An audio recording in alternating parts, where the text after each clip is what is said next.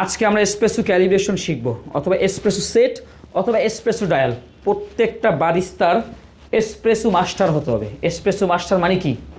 Espresso বিশেষজ্ঞ। আপনি espresso test করে বুঝতে হবে যে আজকের কফি বিনটা কেমন, ফ্রেশ আছে কিনা, এসপ্রেসো টক লাগছে কিনা, মিষ্টি লাগছে কিনা, তিতা লাগছে কিনা।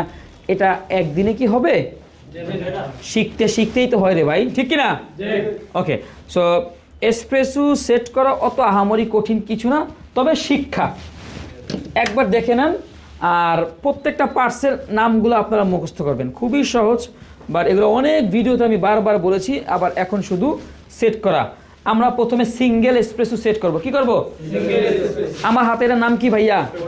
পোর্টাফিল্টার। এটা আবিষ্কার করছে কে জানেন? এই ভাই লুইজি বেজারা। ওই মেশিনে আমি ব্যবহার করতেছি। হেতায় আবিষ্কার করছে, পৃথিবীতে প্রথম কফি মেশিন টেকনিশিয়ান হেতায়। ঠিক আছে, সো আমার হাতে পোর্টাফিল্টার। আপনারা তো জানেন সিঙ্গেল এসপ্রেসো বানাতে কত গ্রাম কফির গুঁড়ো লাগতে পারে? 8 থেকে 10 গ্রাম, কেউ 9 গ্রাম দেয়। আমরা রাখবো 9 গ্রাম। কয় গ্রাম? ওকে, যদি 9 গ্রাম নিতে হয় তাহলে আমাকে ওখানে আগে দেখতে হবে না সেট করা আছে কিনা 9 গ্রাম। আমি দেখবো প্রথম অবস্থায় এখানে কত গ্রাম আছে। এটা এখন 0 করা আছে। এখন কি করা আছে? 0 করা আছে, রাইট? এখন আমি দেখবো যে 0 থেকে এটা আমি কত গ্রাম বের হয়। আমি এখনো জানি, দেখি কয় গ্রাম এখানে আছে। কয় গ্রাম? কয় গ্রাম আছে? 12 গ্রাম। তার এখানে সেট করা নাই। এখন এটা কিন্তু ইম্পর্টেন্ট, এইটা কিভাবে চেঞ্জ করবেন। এখানে 12 থেকে আমাকে 9 করতে হবে না? ওকে, এখানে চলে আসেন। সর্বপ্রথম কি করতে হবে রাকিব? এটা চাপ দিতে হবে না? না, এইটা সিঙ্গেলটাকে চাপ দিয়ে ধরে রাখতে হবে। এই দেখেন, এখন ও আমাকে বলতেছে সেট কর, সো আমি সেট করব। সরি, ভুল হয়েছে। আবার বলি, একে চাপ দিয়ে ধরে রাখলাম, সিঙ্গেল বাটন চাপ দিয়ে ধরে রাখলাম। এরপর আমি সিঙ্গেল করব না ডাবল করব, আমি সিঙ্গেল করব। সিঙ্গেল, এই যে টাইম ডোজ মানে সিঙ্গেল। সো এখন আবার এখানে আমার চাপ দিয়ে ধরতে হবে। এখন এটা আছে 3.70 সেকেন্ড, এটাকে আমার কমাতে হবে। আমি 60 করে দেখি একবার, নাকি আরো কমাবো রাকিব? আচ্ছা, আরো কমাম, আমি 50 করি। হ্যাঁ, 50 করি। এখন আমাকে আবার এটাকে চাপ দিয়ে মাঝখানে ধরে রাখতে হবে। এখন সেট হয়ে গেছে। এখন আমি আবার দেখবো যে 9 গ্রাম হয়েছে কিনা। এইভাবে করে প্রতিদিন সকালবেলা আপনাকে এসে আপনার কফি শপে চেক করতে হবে। এটা আমি এখানে আবার রাখলাম। মাস্ট বি ওয়েট স্কেল সাথে রাখতে হবে এসপ্রেসো সেট করার জন্য। এখানে 0 আছে না? 0 থাকলে আমি আবার দেখবো, কিন্তু একবার দুইবার হবে না, বিকজ ভিতরে কফি গুঁড়া ছিল, রাইট? আমরা আল্লাহ হয়ে যায়। দেখি এইবার কতটুকু হয়েছে, দেখি এবার হয়েছে কত? 11.5। আমরা এটাকে আবার রাখি। এবার দেখি তো, এইভাবে প্রতিদিন নষ্ট হয় ভাই, ব্যবসা কিন্তু লস হইতেছে। আপনাদেরকে শিখাইতে গিয়া ওমা আবার কমাচ্ছি 30 করি। হ্যাঁ, ওকে, টাইম ডোজ 1 করছি। সো আমি বামে চাপ দিলে কমে। আচ্ছা, 30 হচ্ছে। হ্যাঁ, টাইম কমাচ্ছি, রাইট? অনেকটা হচ্ছে টাইম কমায়, অনেকটা গ্রাম কমায়।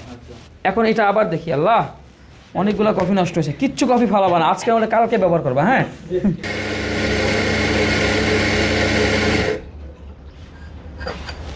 এবার একটু কম লাগে। হ্যাঁ, একটু কমছে রে, তার মানে আরেকটু কমাইতে হবে। আমরা 10 গ্রাম দিয়ে করবো। হ্যাঁ, আমরা সিঙ্গেল এসপ্রেসো বানাবো 10 গ্রাম দিয়ে। কেউ 7 গ্রাম দিয়ে বানাবে। যদি যেভাবে, বুঝতে তো পারছেন কিভাবে কমাইতে হবে, এইটা তো বুঝছেন। ওকে, এবার আমরা 10 গ্রাম এইটা দিলাম, এখানে দিলাম। কোথায় দিলাম? এখন আমরা আপনারা বলেন তো এসপ্রেসো মেকিং রেশিও কত? তার মানে 1 গ্রাম কফি হলে কয় গ্রাম পানি? তাহলে আমি এখন এসপ্রেসো বানাবো 20 ml। 1:2 মেকিং রেশিও ফলো করছি। অনেকে 1:1.5 করে, 1.5 তো বোঝেন, 1.5। অনেকে 1:3 করে, আমরাও তো করি। ওকে, সো আমরা ডিস্ট্রিবিউট করে নিলাম। এখন আমরা টাইম করছি। কত কেজি টাইম করতে হয় ভাই? হ্যাঁ, ওকে, ধরেন আমি এভারেজ 15 কেজি করলাম। এখন এখানে কিন্তু আরেকটা পয়েন্ট আছে। এসপ্রেসো কিন্তু আপনাকে 25 থেকে বা 20 থেকে 30 সেকেন্ডের মধ্যে পড়তে হবে। সেটার কিন্তু কাজ আছে, সেটাও পড়তে হবে। ওকে, এখন এখানে সো আমরা প্রথমে পানি বের করলাম। এবার আমরা ওয়েট স্কেল তো ভাই আবার লাগবে। এবার কিন্তু ওইটা আগে 0 করবেন। 0 ওকে, এখন আমাদের একসাথে আগে এটাকে চাপ দিয়ে ধরতে হবে। এই যে আমি প্রোগ্রামার বাটন চাপ দিয়ে ধরলাম, দেখছেন? এখন ও আমাকে বলতেছে আমাকে সেট কর। সো আমি দিলাম, আমি 20 ml নিব। কত ml? আমার কাছে মনে হচ্ছে কিছুটা ফাস্ট, কিছুটা কি ফাস্ট না? হ্যাঁ হ্যাঁ, ম্যানুয়ালে আসতেছে 10, 11, 12, 13, 14, 15, 16, 17। আমি 17তে বন্ধ করলাম, আই থিঙ্ক 20 হয়ে যাবে। ঠিক আছে, 16 ঠিক নেই। তার মানে কি করতে হবে? হ্যাঁ, আরও হ্যাঁ, 20 গ্রাম সেট করে ফেলছি। এটা কি খেয়াল করছেন 20 গ্রাম কেমন সেট করে ফেলছি? হ্যাঁ, প্রথমে আমি এটা চাপ দিছি, ম্যানুয়াল সুইচ বা প্রোগ্রামার সুইচ। এখন এই যখন লাইট জ্বলতেছে, ও বলতেছে আমাকে সেট কর। এখন আমি সিঙ্গেল করতে পারবো, চাইলে ডাবল করতে পারবো। এখন যদি আমরা সিঙ্গেল ডোজ নামাই, এখন হবে আমাদের কফি বিনটাকে গ্রাইন্ড সাইজটাকে আরেকটু ছোট করতে হবে, মানে ফাইনের দিকে যেতে হবে। সো আমাদের এখানে দেখেন সাইজটা, যে তীর চিহ্ন দেখছেন, এটা আছে 1-এরও এই দিকে। সো তার মানে আমাকে আরও 0-র দিকে যেতে হবে, রাইট? হ্যাঁ, তখন এটাকে আমি একটু লুজ করলাম, আগে। এখন 0-র দিকে যাব, দেখেন অল্প গেলে আই থিঙ্ক হয়ে যাবে। ওকে, আই থিঙ্ক হয়ে যাবে। সো এটাকে আমি আবার টাইট করে দিলাম। ওকে, এখন আবার 2-1টা কফির গুঁড়া ফালাইতে হবে। আরে হ্যাঁ, এবার ফালাইতে হবে।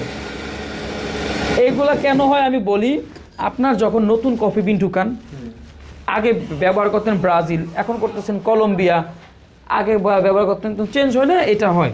সো আমি একটু কমালাম, আমার খুব মায়া লাগে।